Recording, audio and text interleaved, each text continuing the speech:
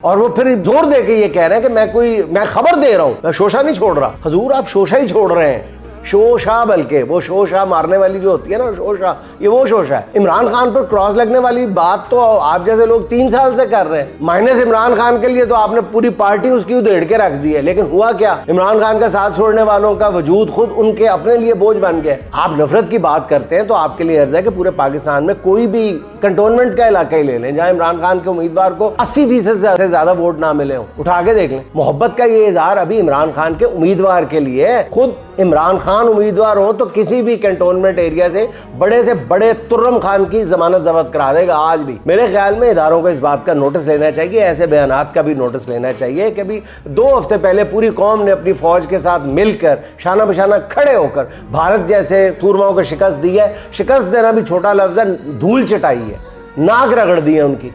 और अब अवाम और इदारों के दरमियान मेरा ख्याल ऐसी जो कोशिशें हैं दरार पैदा करने की, ये मजमूम हरकतों के सिवा कुछ भी नहीं है। और ये पता किया जाना चाहिए कि किसके कहने पे की जा रही हैं और इसके क्या असरात मुरत्तब होंगे।